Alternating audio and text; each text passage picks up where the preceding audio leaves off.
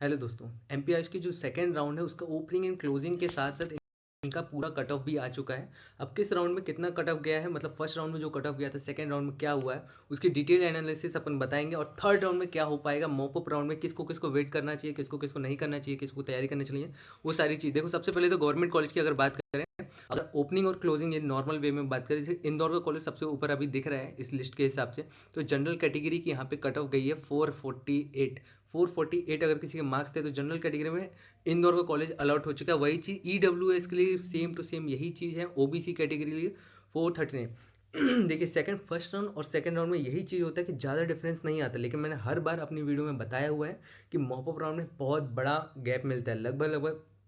अगर जो लोग को अभी कुछ कॉलेजेस में, अपन प्राइवेट कॉलेज की बात नहीं कर, प्राइवेट कॉलेज में बहुत कुछ होता है, वो चीज़ें आपको अंदर से पता हो चुकी होगी, बहुत से लोग जानकार हो चुके हैं इस चीज़ के बारे में। गवर्नमेंट कॉलेज की अगर नॉर्मल वे में बात करें तो गवर्नमेंट कॉलेज में ये होता है कि फर्स्ट सेकंड राउंड में कुछ कॉलेज की सीट के जो नंबर होते हैं, कॉमन रैंक की अगर बात करें, कॉमन रैंक में लगभग 20 से 25 नंबर कॉमन रैंक का डिफरेंस होता है। और मॉपअप राउंड में जाते जाते 50 कॉमन रैंक के जो डिजिट्स होते हैं उसमें भी चेंज हो जाता है। और नंबरों की बात करें तो बहुत बड़ा गैप देखने को मिलता है, क्योंकि बहुत से ऐसे स्टूडेंट होते हैं जो कि वही लोग एडमिशन लेते हैं जिनको कि मेधावी नहीं मिल रही होती, संबल कार्ड योजना नहीं मिल रहे होते, जिस वजह से एमबीबीएस छोड़ के उनको मजबूरी में बीएमएस करना चाहते हैं। ऐसे बहुत से लोग होंगे, मैं जानता हूँ उनका दुख कितना होता है। तो उस बारे में अपन बात नहीं कर रहे हैं, क्योंकि उनको दुखती नस पे हाथ नहीं रखना। ग्वालियर कॉलेज, अब देखो गवर्नमेंट बीएमएस की बात करें कि जो सबसे लोवेस्ट कट ऑफ किसका गया है, बुरहानपुर, रीवा या जबलपुर। हो सकता है इसमें ग्वालियर भी जा सकता है, लेकिन अभी तक इसका आइडिया नहीं है। देखो, जैसे कि ग्वालियर की बात करें, जनरल कैटेगरी की अगर बात करें तो 440 मार्क्स यहाँ पे गई है। एससी कैटेगरी में इसकी गई 360 मार्क्स के समथिंग चली गई है। और एसटी के लिए चली गई है 264।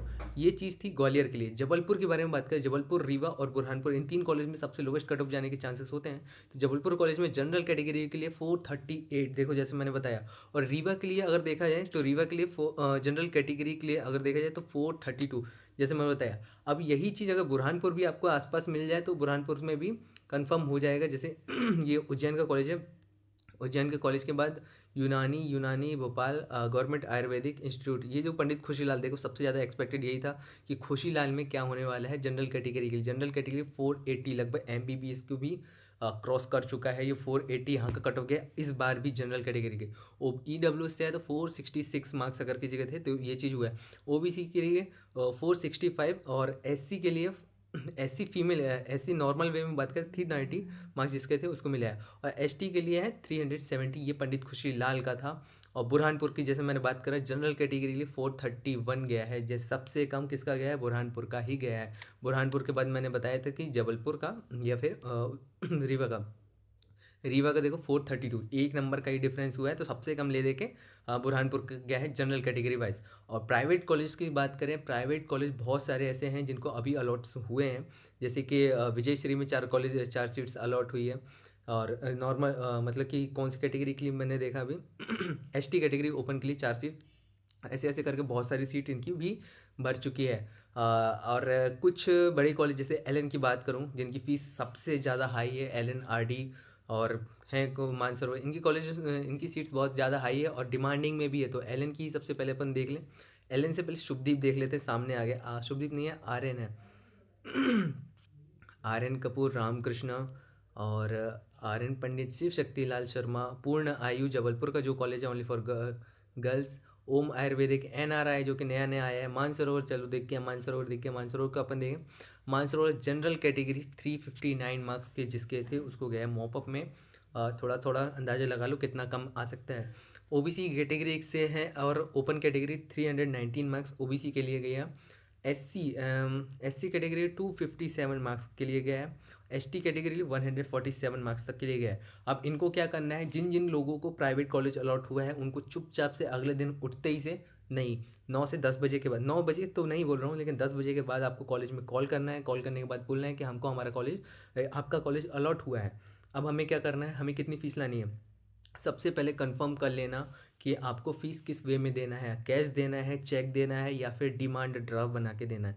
तो ये चीज़ हमेशा क्लियर कर लेना, क्योंकि बहुत सारे कॉलेज ऐसे होते हैं कि डिमांड ड्राफ्ट के अलावा आपसे बात नहीं करते हैं। और पोस्ट पेमेंट की कोई गारंटी नहीं होती, कोई कॉलेज भी एग्री नहीं करता है, क्योंकि आयुष मंत्रालय ने सीधे सीधे अपने वेबसाइट पर निकाल रखा है कि जब तक पेमेंट नहीं होगा आपको एडमिशन नहीं देना है किसी भी इंस्टीट्यूट में। तो आपको पेमेंट का अरेंजमेंट करना ही पड़ेगा। तो फर्स्ट ईयर की फ़ीस तो आपको लेकर ही जानी है।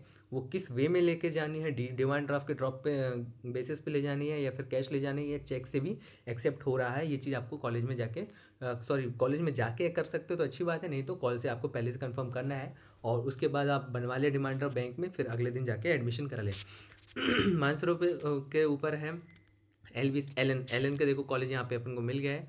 एलन का जनरल कैटेगरी 386 मार्क्स के लिए गया है और EWS ओपन के लिए 342 मार्क्स है यहाँ पे। OBC ओपन 328 मार्क्स के साथ है और ST जो है ये गया है 130 मार्क्स के 130 के मार्क्स के आसपास गया है, ये ST कैटेगरी। ये था एलन का। अभी मैं डिटेल ओनली गवर्नमेंट कॉलेज के जितने जितने कट ऑफ गया है उसका एक डिटेल वीडियो मैं बना रहा हूँ, उसको मैं डालता हूँ। और कितने लोगों को सीट अलॉट है, सीट अलॉट होने के चांसेस के बारे में भी अभी बना देंगे।